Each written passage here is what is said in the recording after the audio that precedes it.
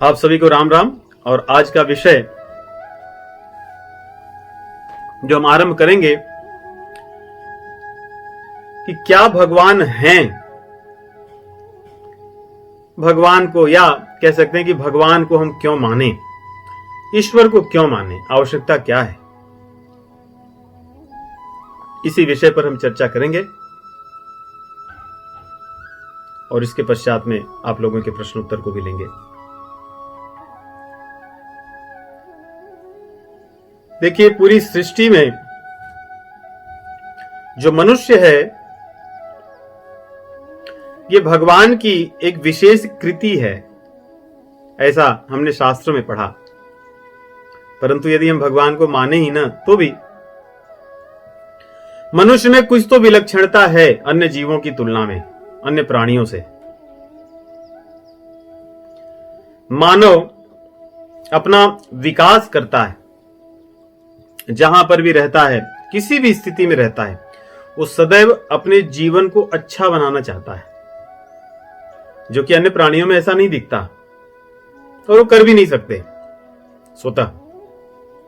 लेकिन मनुष्य अपना विकास करता है, शिक्षा ग्रहण करता है, अपने जीवन को सुखी बनाने का प्रयास करता है, सभी विधाओं से सुरक्षित बनाने का प्रयास करता है।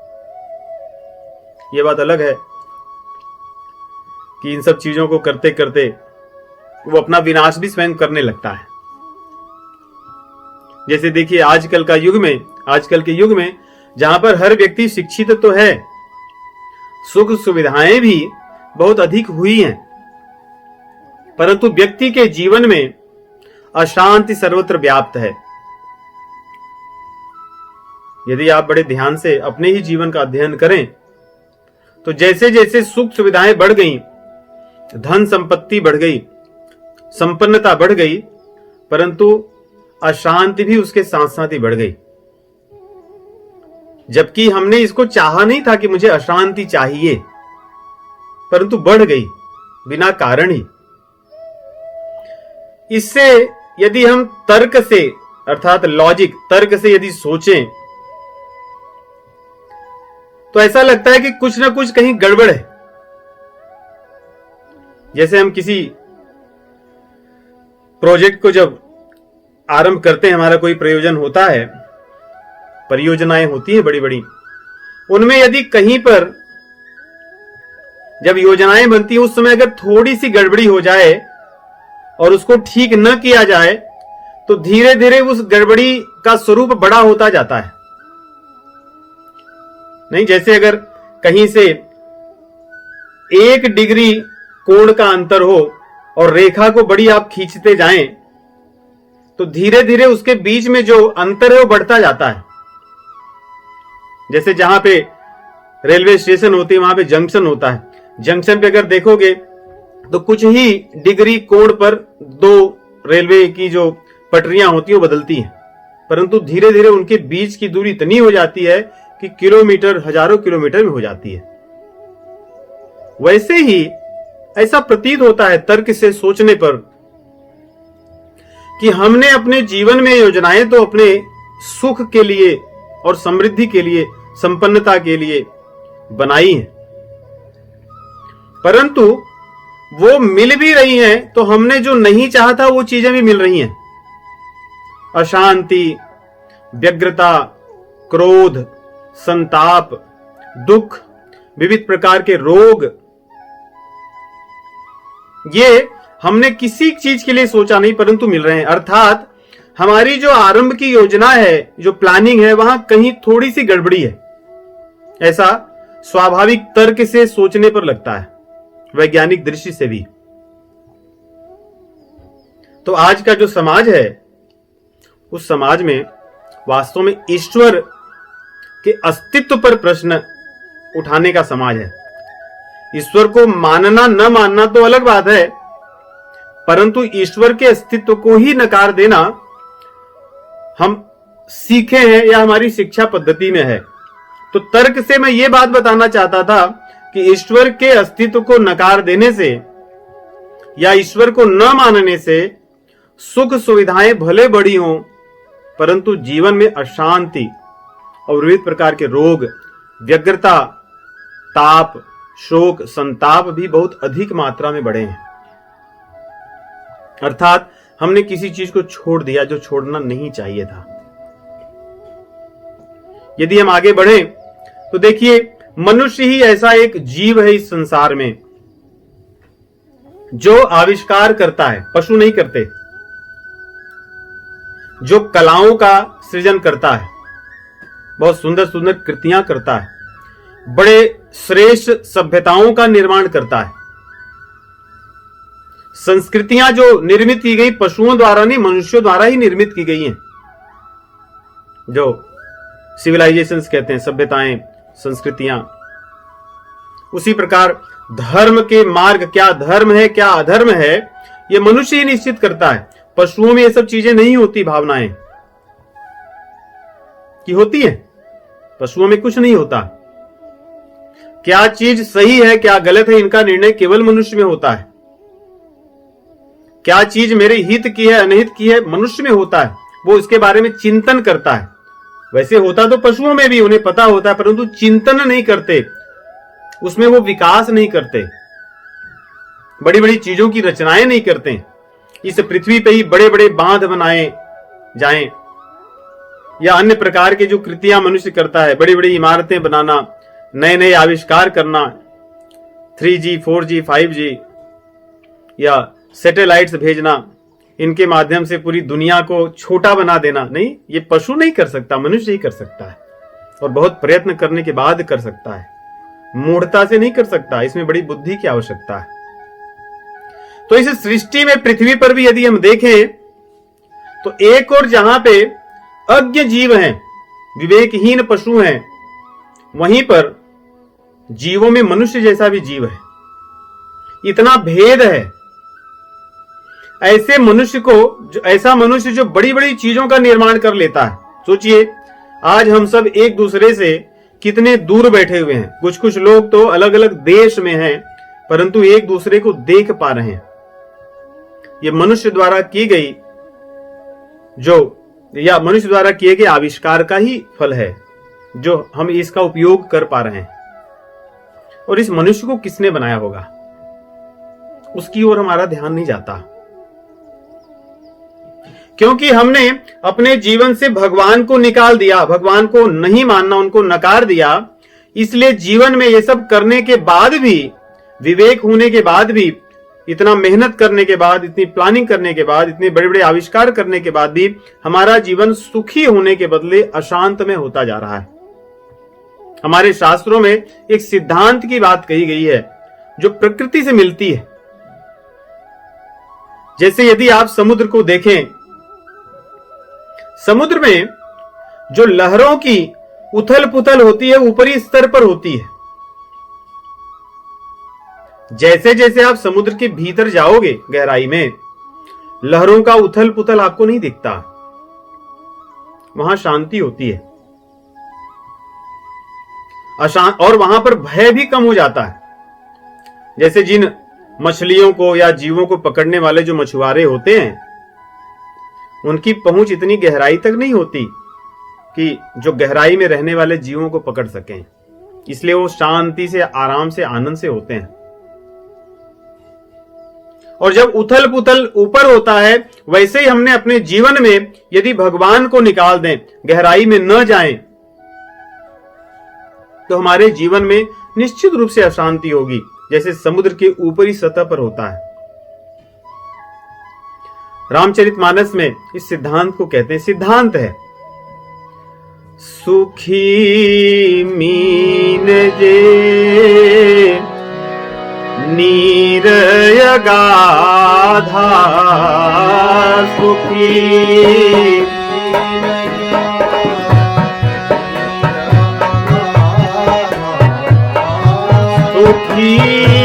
मीन जे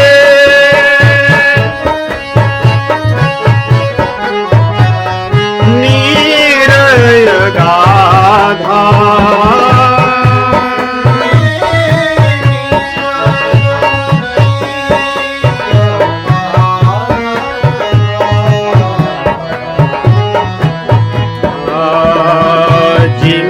हरि शरण न एक बाधा।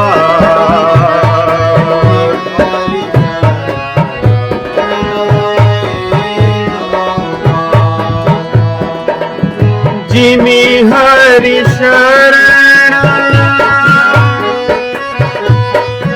न एक बाधा।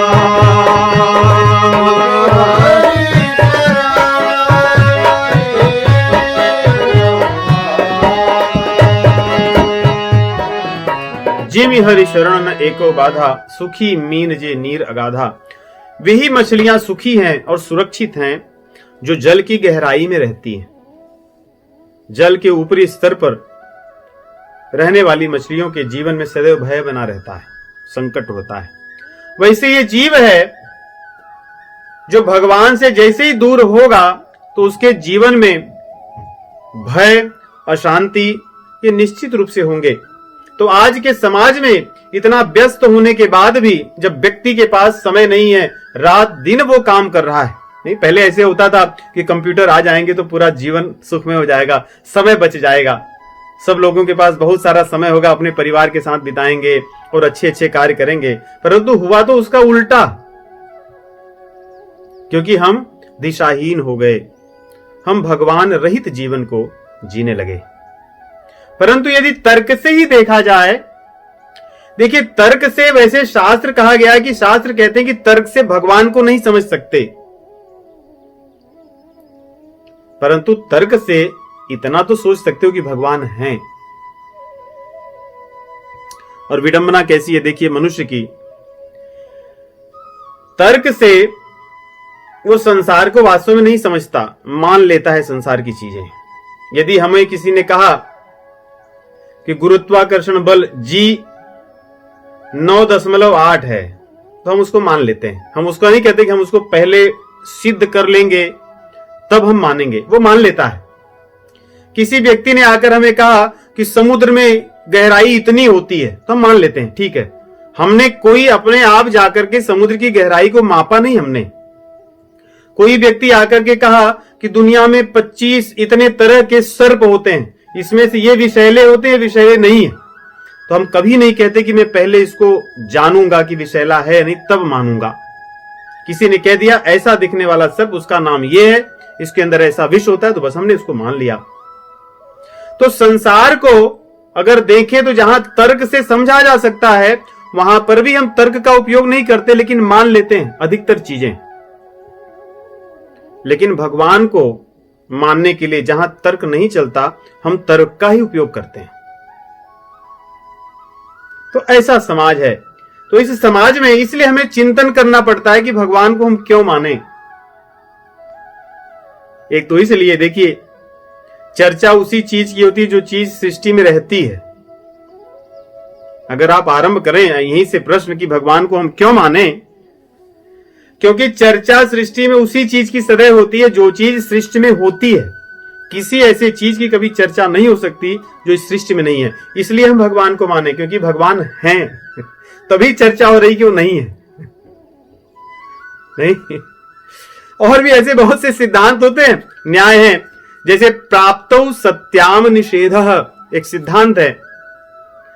कहते हैं कि जो चीज नहीं होता उसका निषेध नहीं किया जा सकता। जैसे कोई कहता है क्या कि गाय अंडे नहीं देती, इसकी चर्चा कोई करता है कि गाय अंडे नहीं देती, इसका चर्चा कोई नहीं करता क्योंकि ऐसी चीज होती ही नहीं है। ये न्याय है। तो तर्क से हम देख रहे हैं कि किस प्रकार हम कहते हैं कि भगवान है, क्योंकि एक तर्क ये कहता है कि उस चीज की कभी चर्चा नहीं हो सकती जो चीज सृष्टि में नहीं है। और यदि भगवान के रहने या न रहने की, उनके अस्तित्व की चर्चा हम करते हैं अर्थात वो हैं, तभी हम उनको नकार रहे हैं। और प्राप्तो सत्याम निषेधः, इस न्याय के अनुसार भी यदि देखें कि गाय अंडे नहीं देती, इसकी चर्चा नहीं होती क्योंकि ऐसा होता ही नहीं है। इसलिए भगवान के अस्तित्व की भी चर्चा नहीं कर सकते क्योंकि उनका अस्तित्व है, वो नहीं है ऐसा नहीं है। यदि हम आगे बढ़ें कि भगवान को कैसे समझें कि वो हैं, देखिए समझने के लिए तर्क की आवश्यकता नहीं है, लेकिन वो हैं इसके लिए तर्क का उपयोग किया जा सकता है। यदि कोई व्यक्ति हमें कहे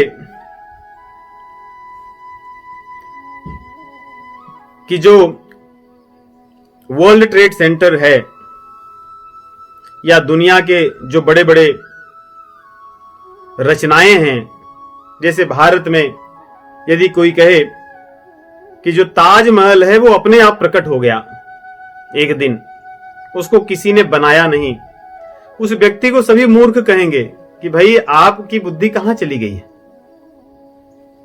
यदि ताजमहल है अर्थात किसी ने बनाया है, नहीं तो थोड़ी हो सकती है।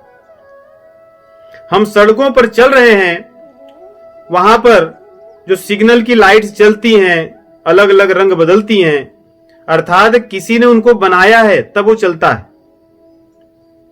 इसलिए नहीं कि कोई ग्रीन ग्रीन ही रहे, रेड रेड ही रहे, या येलो वाली येलो ही रहे। ऐसा भी अगर होता है अर्थात किसी ने उसको प्रोग्राम किया हुआ है, किसी ने बनाया है। ये बात हम सब समझते हैं। अगर हम किसी व्यक्ति को कहें कि भाई इस शहर में जितनी भी ट्रैफिक लाइट्स हैं ये अपने आप प्रकट हो गई हैं, तो व्यक्ति कहेगा कि भाई आप कैसी बातें कर रहे हैं, शायद आपका दिमाग सही नहीं है, आपकी बुद्धि की जांच होनी चाहिए। लेकिन सोचिए, हम जितना ही अधिक पढ़ लेते हैं उतना ही हम इस बात को मानने लगते हैं कि नहीं, सृष्टि में इसको किसी ने बनाया नहीं, अपने आप प्रकट हो गया, और उस प्रकृति का एक सिद्धांत का नाम दे दिया, जैसे बिग बैंग थियरी, या अगर हम कहें कि थियरी ऑफ इवोल्यूशन। और ये दुर्भाग्य से हमारे सभी आने वाली पीढ़ियां इसको बहुत अच्छे से पढ़ेंगी और इनको सत्य मानेंगे। परंतु आप सोचिए, यदि कोई व्यक्ति कहे कि शहर की सारी ट्यूब लाइट्स या सारी ट्रैफिक लाइट्स अपने आप बन गई हैं, उसको हम नहीं मानते, परंतु हम इस बात को मानते हैं कि सृष्टि का निर्माण अपने आप हो गया।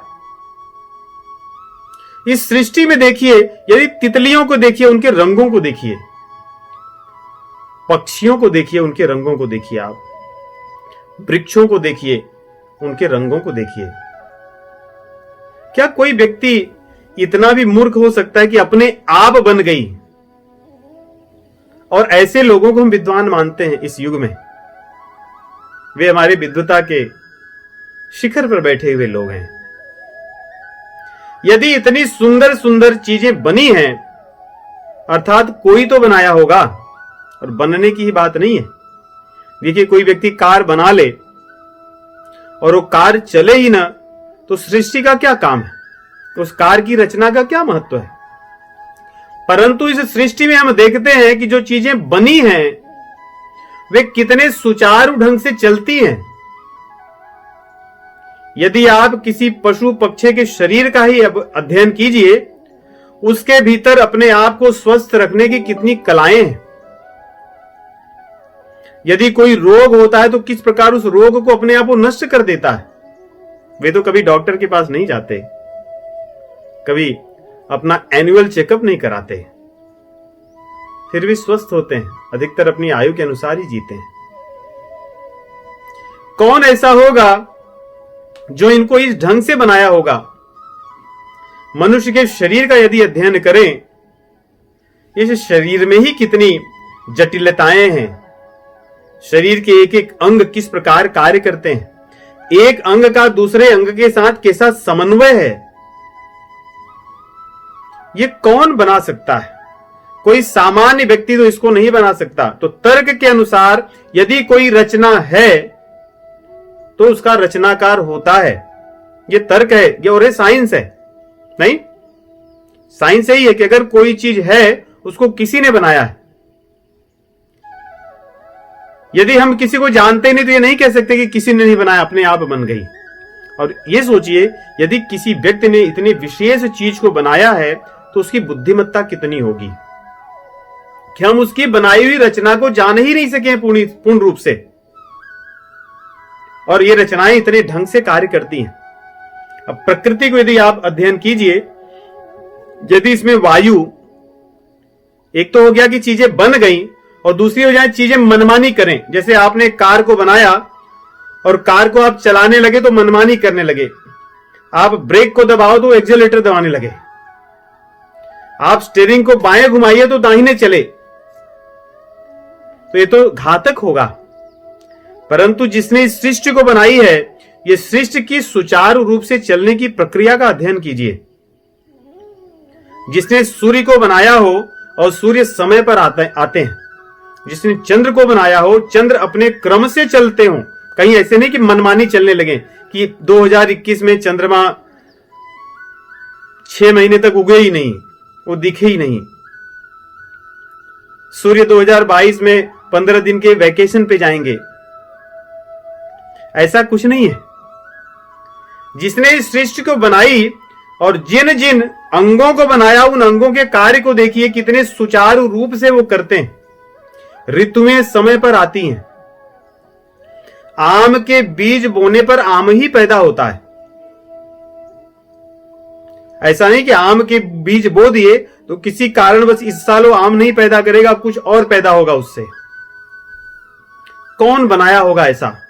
एक तो ऐसी विलक्षण रचना, और दूसरी इन रचनाओं को बनाने के बाद उन पर नियंत्रण करना, वो नियामक हैं। ये सबसे बड़ी बात है जो सोचने की है कि कोई तो इसको नियंत्रण कर रहा होगा, अन्यथा ये चीजें ऐसे नहीं चल सकती। समुद्र अपनी मर्यादा में रहता है नहीं? यदि वो अपनी मर्यादा छोड़ दे तो इस सृष्टि पर या इस पृथ्वी पर क्या बचेगा? थोड़ी सी सुनामी रूपी हलचल आने पर समुद्र में आसपास के देशों की जनसंख्याएं नष्ट हो जाती हैं। केवल कुछ सेकंड की अगर सुनामी भीतर आ जाए तो सोचिए कि समुद्र जो इतना बड़ा जलाशय है, उसको कौन नियंत्रण में रखता होगा? इस पृथ्वी के भीतर थोड़ी सी हलचल आ जाए तो देश के देश क्षण भर में नष्ट हो जाएंगे। कौन नियंत्रण करता होगा? तो तर्क से सोचने पर लगता है कि किसी न किसी ने तो इसकी रचना की है, और जो रचनाकार है वो कोई सामान्य व्यक्ति नहीं हो सकता, वो विशेष व्यक्ति है। उसके अंदर इतनी क्षमता है कि वो इन चीजों का नियंत्रण कर सके, और नियंत्रण करता है। यदि तर्क की दृष्टि से देखें कि जो रचनाकार है वो कितना समर्थ है कि उसने केवल 5 चीजें ली हैं, ये तो सभी मानते हैं। क्षिति, जल, पावक, गगन, समीर। पृथ्वी, जल, अग्नि, वायु और आकाश, इन 5 चीजों को लेकर उसने ऐसी रचना की कि कोई कर ही नहीं सकता। और इस रचना में एक बड़ी विशेषता है, इस रचना में कोई भी ऐसी रचना उसकी नहीं है जो स्थिर हो। सब रचनाएं चलायमान हैं, गतिशील हैं। चाहे वो छोटा अणु से भी अणु, जिसको प्रोटॉन, न्यूट्रॉन इत्यादि कहते हैं, वे सब भी चलते रहते हैं। नहीं, ये तो वैज्ञानिक भी मानते हैं। और बड़े से बड़ा सूर्य, चंद्र, बड़े बड़े ग्रह, शनि, गुरु और ब्रह्मांड भी चलता है, और सबकी गति भी उसी तरह है। सब चलायमान है। तो सोचिए कि किसने ऐसी, और इस चलायमान में जो गति है, गति में यदि थोड़ी सी भी चीजें अंतर आ जाएं तो इस सृष्टि का विनाश क्षण भर में हो जाएगा, पता भी नहीं चलेगा। तो व्यक्ति कितना समर्थ रचनाकार है और कितना समर्थ इनको चलाने वाला है कि एक न्यूट्रॉन, प्रोटॉन से लेकर के बड़े बड़े ब्रह्मांडों को वो ऐसे ही गतिशील रखता है। उसकी शक्ति कैसी है, और ये सब किस प्रकार वायुमंडल में, आकाश में ये सब तैर रहे हैं। ऐसा भी कोई रचना कर सकता है क्या कि सब तैर रहे हैं? और इनके बीच दूरी कैसी हो, कैसे इस प्रकार कौन किसका चक्कर लगाएगा, ये भी इसने निर्धारित किया है। पृथ्वी किसके चक्कर लगाएगी, पृथ्वी का कौन लगाएगा, शनि किसका चक्कर लगाएंगे, गुरु किसका चक्कर लगाएंगे, जो नक्षत्र हैं वो कहां घूमेंगे, कब घूमेंगे, कितने कोण पर ये घूमेंगे, और इनमें किसी भी स्थान पर यदि थोड़ा सा भी अंतर हो जाए तो सृष्टि का सर्वनाश बहुत शीघ्रता से हो सकता है। उसी प्रकार इस सृष्टि में तापमान, वैज्ञानिक भी कहते हैं कि यदि इस सृष्टि में तापमान शायद 2 डिग्री सेल्सियस अगर बढ़ जाए तो जो आर्कटिक इत्यादि के जो आइसबर्ग्स हैं, जो बर्फ हैं, वे पिघलने से सृष्टि में तुरंत बाढ़ आ जाएगी और सब नष्ट हो जाएगा, यहां पर कुछ भी नहीं रह सकता। सोचिए कौन वो व्यक्ति है जो उस तापमान को भी नियंत्रित करके रखा है। गर्मी भी बढ़ती है, ठंडी भी होती है, लेकिन तापमान को उसने ऐसे ही बनाए रखा है। तो इस प्रकार तर्क से देखने पर उस व्यक्ति के शक्ति का अनुभव होता है। कोई तो ऐसा है। तो इस दृष्टि से देखने पर लगता है कि नहीं, निश्चित रूप से कोई रचनाकार है, उसको हम नहीं जानते। अब देखिए दूसरा सिद्धांत अब यह कहता है कि हां, हम लोग भगवान को नहीं मानते, लेकिन कोई एक प्रकृति, नेचर है। नहीं, लोग भगवान को न मानकर एक नाम दिए थे, नेचर कि नेचर ने बनाया है। ठीक है, नेचर ने बनाया है, मान लेते हैं। लेकिन नेचर का भी अगर अर्थ देखें, चाहे अंग्रेजी में या हिंदी में प्रकृति, उसका अर्थ क्या है? नेचर अर्थात किसी का तो नेचर होता है ना, किसी व्यक्ति का स्वभाव होता है, प्रकृति होती है। हम नहीं कहते कि इनका नेचर ऐसा है, ये इस नेचर के आदमी है, इनका नेचर शांत है। तो अगर हम नेचर नाम देते हैं, हम उसी समय मान लेते हैं कि कोई एक है जिसकी ये नेचर है। तो उस तर्क से देखने पर भी ऐसा लगता है कोई एक तो है जिसकी ये प्रकृति है। और यदि अब देखिए यहां पर तो ठीक है, लोग प्रकृति को मानते हैं, लेकिन कई लोग ये कहते हैं कि प्रकृति नहीं, वो भगवान नहीं हो सकती। लेकिन आप सोचिए,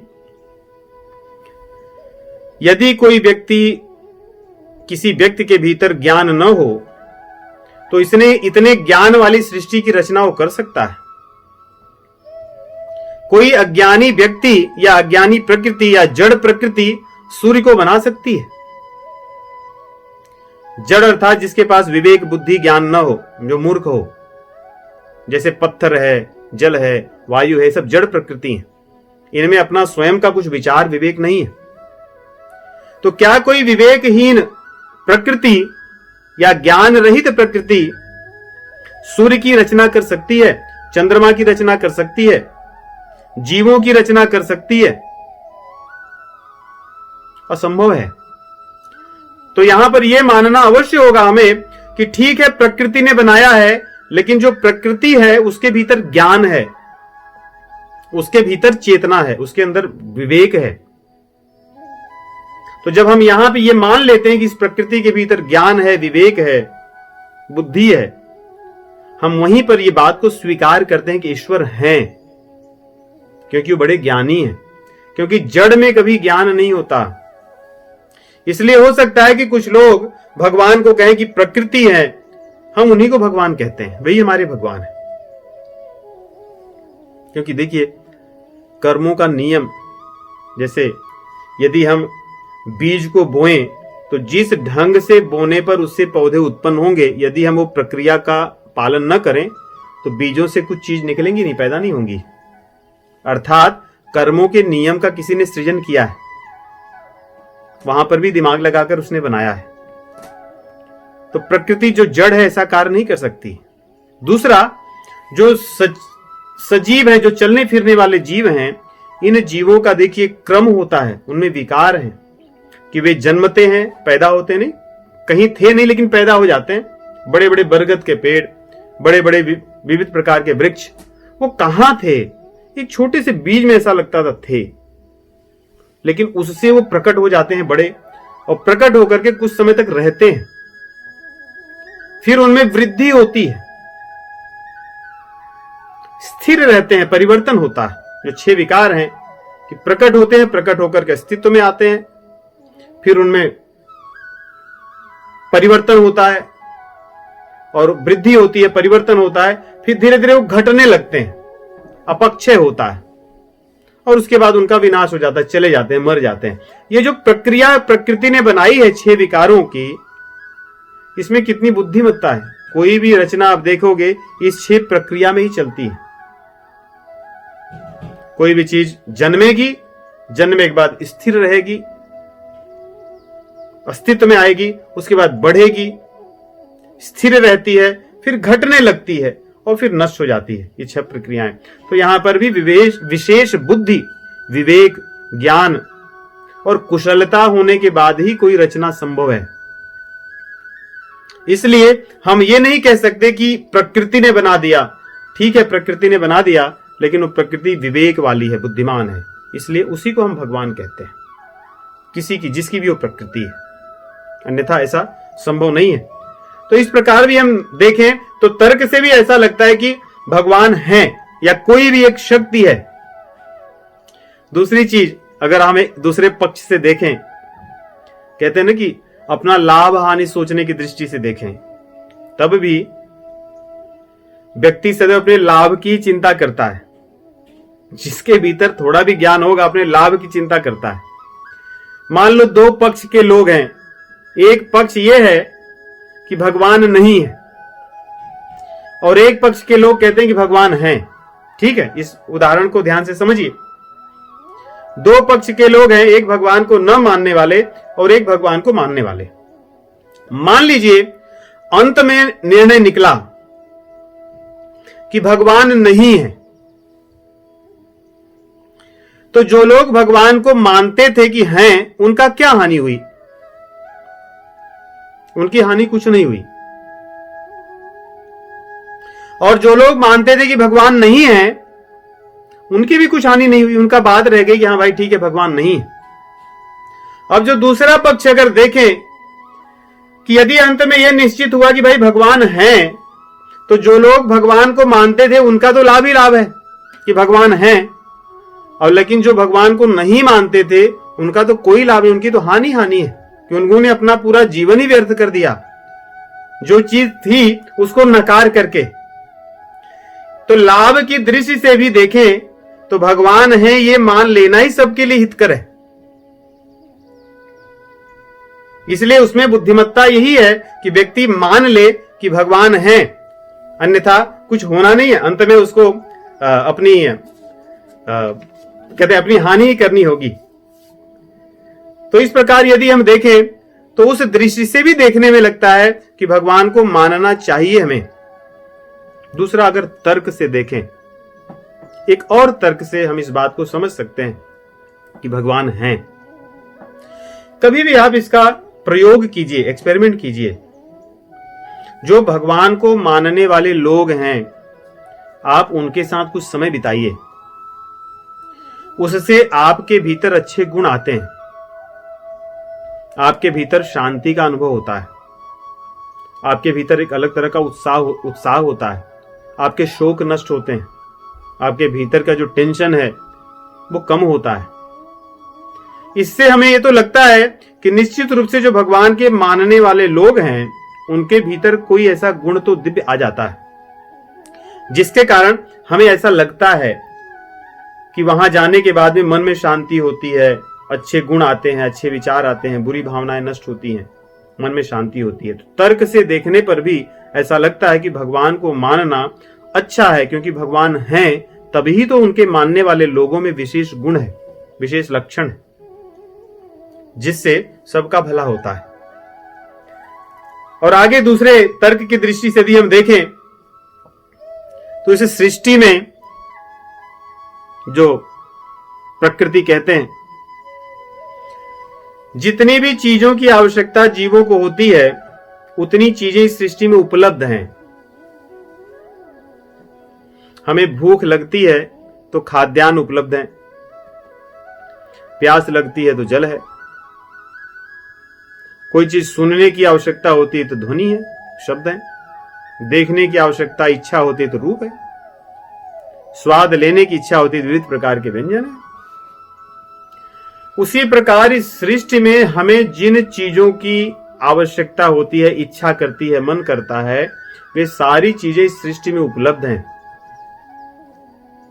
उसी प्रकार यदि हम देखें, हर व्यक्ति जो भगवान को मानता है वो भी, या जो भगवान को नहीं मानता है वो भी, किसी चीज को पाने की इच्छा करता है, उसके भीतर किसी न किसी चीज की कमी लगती है, नहीं? उसके भीतर किसी न किसी चीज की कमी लगती है हमेशा। इसलिए व्यक्ति सब कुछ पाने के बाद में भी कुछ चीज पाने के लिए अशांत रहता है, अपूर्णता का अनुभव करता है।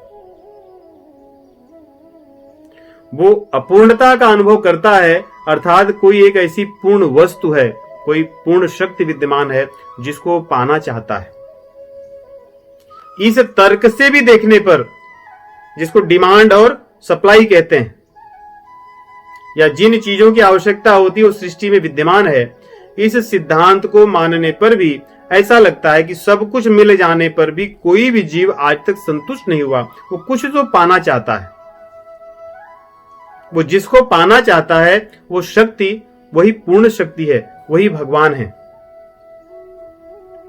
इस प्रकार इस सिद्धांत से भी समझ सकते हैं। दूसरा, यदि आप सभी जीवों का देखें और विशेष रूप से मनुष्य का, हर मनुष्य ज्ञान, कुछ चीजें जानना चाहता है। घर में छोटी छोटी चीजों से लेकर सृष्टि के बड़े बड़े वैज्ञानिक आविष्कारों तक हर व्यक्ति जानना चाहता है। घर में अगर किसी को कह दो बस कान में धीरे से कि किसी को मत बताना, और कोई तीसरा आदमी सुन ले तो वो जानने के पीछे पड़ जाएगा, मुझे बताइए क्या था, भले ही आपने झूठे ही क्यों ने कह दिया, मुझे बताओ, मैं जानना चाहता हूं। ये व्यक्ति की, ये जीव का स्वभाव है। उसी प्रकार कुछ लोग बड़ी बड़ी चीजें जानना चाहते हैं। इस प्रकृति में क्या हो रहा है, कितने प्रकार की वनस्पतियां हैं, कितने प्रकार के वायरस हैं, वायरस को ठीक करने की दवाइयां क्या हैं, नहीं, समुद्र के भीतर क्या है, कितने प्रकार के जल में जंतु रहते हैं, वो क्या खाते हैं, वो कैसे रहते हैं, सारी चीजें आदमी जानना चाहता है। उसके कभी वो शांत नहीं बैठ सकता। अर्थात हर जीवों के भीतर ये कि गुण है कि वो हर चीज जानना चाहता है जितना संभव है। दूसरा यदि गुण देखें जो हर जीवों में है, वो सदैव रहना चाहते हैं। छोटे कछुए से लेकर के, चींटी से लेकर के, मनुष्य से लेकर के देवता तक, जो तिर्यक योनियां हैं, वे सदैव रहना चाहते हैं। अपने शरीर को या छोड़ना नहीं चाहते, मरना नहीं चाहते। व्यक्ति कितनी भी दुर्दशा हो जाए क्यों ना, उसके भीतर अंत तक ये लालसा रहती है कि मैं रहना चाहता हूं। ये भावना कहां से आती है? तो ये दो चीजें मैंने बताया, एक ज्ञान की और एक सदैव रहने की, और तीसरी चीज, जीव कैसा भी हो, कोई भी हो, वो सदैव सुख आनंद चाहता है। दुनिया के किसी भी देश में जन्मा हुआ व्यक्ति, किसी भी प्रकार का हो, कितना भी बुद्धिमान हो, पढ़ा हो, अनपढ़ हो, कुछ भी काम करता हो, हर व्यक्ति सुख और आनंद चाहता है। ये तीन चीजें हर व्यक्ति चाहता है। तो ये गुण उसके तीनों कहां से आते हैं? इन्हीं को सच्चित आनंद कहा जाता है। सच्चिदानंद जो भगवान से आता है, क्योंकि भगवान के अंश हैं जीव, इसीलिए उनके भीतर ये गुण है। सत अर्थात वो सदैव रहना चाहते हैं, चित अर्थात वे ज्ञान को प्राप्त करना चाहते हैं, और आनंद, वे आनंद में रहना चाहते हैं।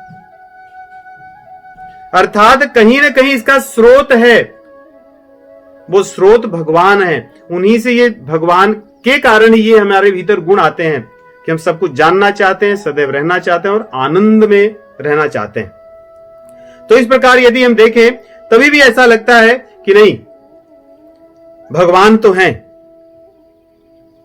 और अगर दूसरे दृष्टि से देखें तो जीव उन्हीं चीजों की चिंतन करता है, उन्हीं चीजों की चर्चा करता है जो चीजें होती हैं। जैसे मैंने पहले आरंभ में कहा कि गाय के अंडे नहीं होते, इसकी चर्चा नहीं होती। वैसे कोई नहीं कहता कि मुझे आकाश वाला पुष्प चाहिए, नहीं, कोई कहता है कि मैं आकाश में से पुष्प लेने जा रहा हूं, क्योंकि उसको पता है आकाश में पुष्प नहीं होते। हवा में जो खिले हुए आम के फल है वो मुझे चाहिए। कोई व्यक्ति नहीं कहता कि मुझे चाहिए। तो इसी प्रकार से यदि हम देखें तो भगवान हैं, इसीलिए उनका जीव निषेध करता है, और इसीलिए और इसी गुण के कारण जो उनके गुण है उनको लेकर रखता है। भगवान के जो गुण है इसी कारण वो लेकर रखता है, और जो नहीं है, वैसा नहीं उनकी जो निषेध की भावना होती है इसी के कारण आती है।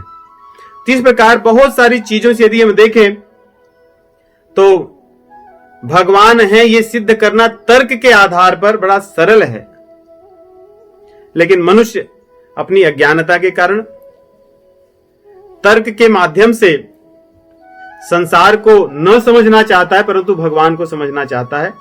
संसार की चीजें तर्क के द्वारा वास्तव में समझी जा सकती हैं जो हम नहीं समझते, और भगवान तर्क के द्वारा नहीं समझे जा सकते, नहीं जाने जा सकते, जिनको हम जानने का प्रयास करते हैं। इसलिए उनको नकार देते हैं कि नहीं, मुझे नहीं जानना है। तो इस प्रकार यदि हम ध्यान से देखें तो तर्क से भगवान को यह जाना जा सकता है कि प्रभु हमारे हैं। और एक प्रश्न उठता है फिर हम भगवान को क्यों माने। देखिए, हमारे शास्त्र बड़े उदार हैं। वैदिक सनातन जो शास्त्र हैं इन्होंने सभी के लिए स्थान दिया है। आप भगवान को नहीं मानते, ठीक है, मत मानिए, लेकिन फिर भी वे आपका कल्याण चाहते हैं,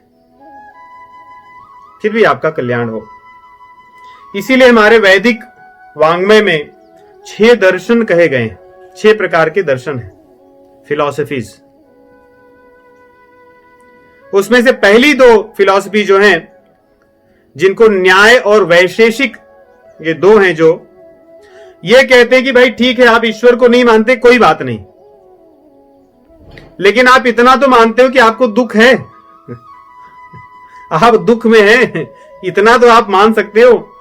तो कहते हैं हाँ भाई, इतना तो मानते हैं, दुखी तो है ही है, सुबह शाम उसी दुख को दूर करने में लगे।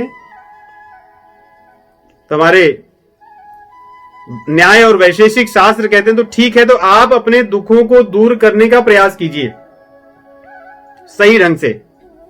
दैहिक, दैविक, भौतिक जो ताप हैं, इनको दूर करने के लिए सही मार्ग पर चलिए, सही नियम का पालन कीजिए, प्रकृति के अनुसार चलिए। नहीं, हम प्रकृति के अनुसार चलेंगे तो हमें दुख दूर होंगे कि नहीं।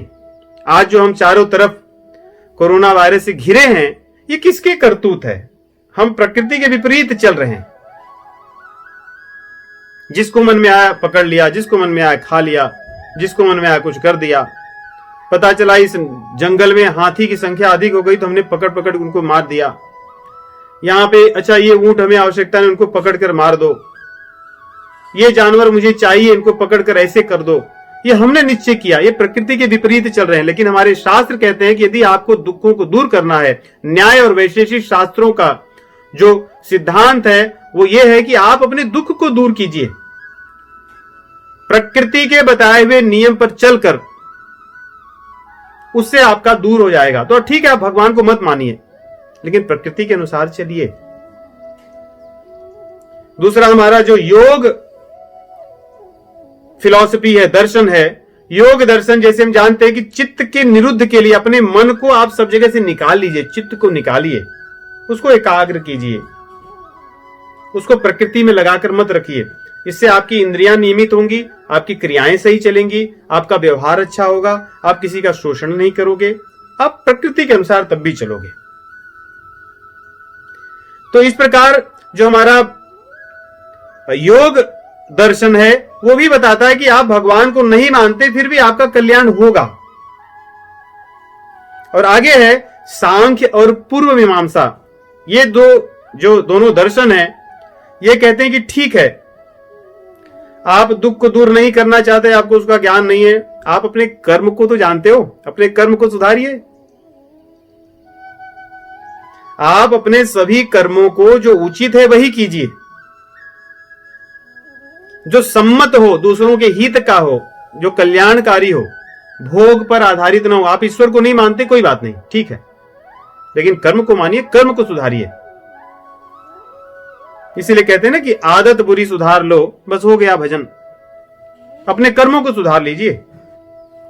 तो ये जो हमारे 5 दर्शन हो गए, ये तो कहते हैं कि ठीक है, आप ईश्वर को नहीं मानते, मत मानिए, परंतु फिर भी आपका कल्याण हो सकता है। ये हमारे वैदिक सनातन धर्म की उदारता है। व्यक्ति को बाध्य नहीं करता, लेकिन उसको तर्क से, ज्ञान से उसको एक मार्ग दे देता है कि आप सुधर जाओ, फिर भी आप भगवान को या इस मुक्त हो सकते हो, मोक्ष प्राप्त कर सकते हो।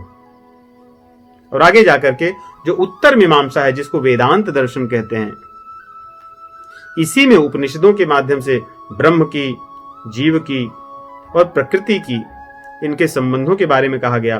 फिर वहां से हमारे आचार्यों ने भगवान के बारे में और भगवान कौन है, उनके साथ हमारा संबंध क्या है, भगवान के कौन कौन से स्वरूप हैं, सगुण हैं, निर्गुण हैं इत्यादि, इन सब चीजों का वर्णन किए। तो इस प्रकार यदि हम देखें तो हमारे जो वैदिक शास्त्र हैं वे भी जीव को बाध्य नहीं करते, वे उसको विकल्प देते हैं कि भाई तू ऐसे रहना चाहता तो ऐसे रह के रही, लेकिन अपना कल्याण कर ले। परंतु इस चीज पर जरूर बाध्य करते हैं कि कोई एक नियामक शक्ति जरूर है। हो सकता है वो आपके कर्म के रूप में हो सकता है किसी प्रकृति के रूप में हो, लेकिन है तो जरूर, या दुख के रूप में हो, जिसको आप दूर करके, या दुख देने वाली माया के रूप में हो सकता है। नहीं, इसी को हम माया कहते हैं, जो दुख देती है, चपेटे लगाती है, तो व्यक्ति के आंख खुलते हैं। तो इस प्रकार यदि हम देखें तो कई तर्कों से ये सिद्ध किया जा सकता है और सिद्ध होता है कि इस सृष्टि में जो नियामक है, जो रचयिता है, उनको आप किसी भी नाम से जानिए, वे ही भगवान हैं, वे ही ईश्वर हैं। और उनको माने क्यों? क्योंकि जब आप उनको मानोगे तभी उनके नियमों का पालन करोगे, तभी अपने कर्मों को सुधारोगे, तभी अपने दुख का कारण जानोगे। नहीं, जब हम किसी को माने ही नहीं, फिर हमें उसकी कोई लेना देना ही नहीं होता। नहीं, यदि हम किसी, मान लो सड़क पर चल रहे हैं, सड़क खाली दिखी, हम गाड़ी में बैठे हैं और हम कहें कि हम मानते ही नहीं यहां पे किसी का कानून होगा, तो हम बाएं के बदले दाएं, दाएं के बदले बाएं चलें, जिस देश में जैसी व्यवस्था हो, तो उसका फल क्या होगा? दंड होगा, दुर्घटना होगी। तो क्योंकि जब हम सत्ता को मानते हैं कि इस देश में ये कानून चलता है, इनका राज्य चलता है, तब उसके बताए गए नियमों का भी पालन करते हैं, तो हमारा जीवन सुचारू रूप से चलता है। इसलिए हम भगवान को माने कि कोई ईश्वर है, नियामक है, जो हमारी क्रियाओं को देखता है, क्रियाओं के कर्मों के अनुसार फल देता है, और हम उससे बाध्य हैं, हम उससे स्वतंत्र स्वच्छंद नहीं है। इसलिए हम भगवान को माने। इसलिए बुद्धिमत्ता भगवान को मानने में है, न कि उनको नकारने में है, क्योंकि उनको नकार देने से अंततः जो व्यक्ति नास्तिक है उसकी हानि ही होती है। तो इस सिद्धांत को मैं एक दो उदाहरण से और करूं कि जैसे देखिए, हम अगर घर में बैठे हों और हम कहें कि मैं यहां से बटन दबा देता हूं तो मेरी ये एसी चालू हो जाती है, हीटर चालू हो जाता है, मेरी ये फ्रिज चालू हो जाती है, क्योंकि वहां पे बिजली है। और कोई अज्ञानी व्यक्ति कहे कि भाई मैं तो बिजली को नहीं देखता, मैं नहीं मानता। तो अगर हम उसको कहें कि ठीक है आप नहीं मानते, तो ये जो तार खुला हुआ आप इसको छूइए और अगर वो छू लेता है तो बिजली का पता चलता है कि हाँ बिजली तो है। उसी प्रकार जैसे बिजली है, छूकर जानने से अच्छा है उसकी क्रियाओं द्वारा हम देख सकते हैं, वैसे ही संसार में शक्ति है, ईश्वर हैं, ये उनकी क्रियाओं से देखा जा सकता है। जो सब चीजें चल रही हैं, अपने काम को कर रही हैं, जिसके लिए जो चीजें बनाई गई हैं। सूर्य आकर के चांदनी नहीं बिखेरता, चंद्रमा आकर के ताप नहीं बिखेरता, वे अपने काम करते हैं जिसके लिए जो बनाए गए हैं। जैसे रेफ्रिजरेटर ठंडा ही करता है, एयर कंडीशनर ठंडा करता है, हीटर गर्मी देता है, चलते तो उसी बिजली से हैं। वैसे ही शक्ति तो भगवान की ही है, लेकिन चंद्रमा कुछ और कार्य करता है, सूर्य कुछ और करता है, अग्नि देवता कुछ और करते हैं, वायु कुछ और करता है, समुद्र कुछ और करता है, जल कुछ और करता है। तो इस प्रकार भी भगवान के अस्तित्व को समझा जा सकता है। और ऐसे बहुत से उदाहरण और हर व्यक्ति का जीवन का अनुभव होता है, जिससे हम ये तो मान ही सकते हैं कि भगवान हैं। तो इस बार हमने किया कि भगवान को हम क्यों माने। अब इसके बाद होता है कि हम भगवान को मान गए तो भगवान को कैसे जाने। नहीं, मान गए कि कोई है, उनको फिर जाने कैसे कि वो कैसे हैं, कौन हैं, कहां रहते हैं, उनका स्वभाव क्या है, वो क्या चाहते हैं, उनकी इच्छा अनिच्छा क्या है, किन चीजों से प्रसन्न हो जाते हैं। तो ये उनको जानने की बात है। तो जहां पर ये प्रश्न विराम होता है कि हम ईश्वर को क्यों माने और निष्कर्ष निकलता है कि हम ईश्वर को माने, तो वहां से प्रश्न उठता है ईश्वर को कैसे जाने। इसकी चर्चा हम अगले सप्ताह के कार्यक्रम में करेंगे, ईश्वर को किस प्रकार जाना जाए। आप सभी को राम राम।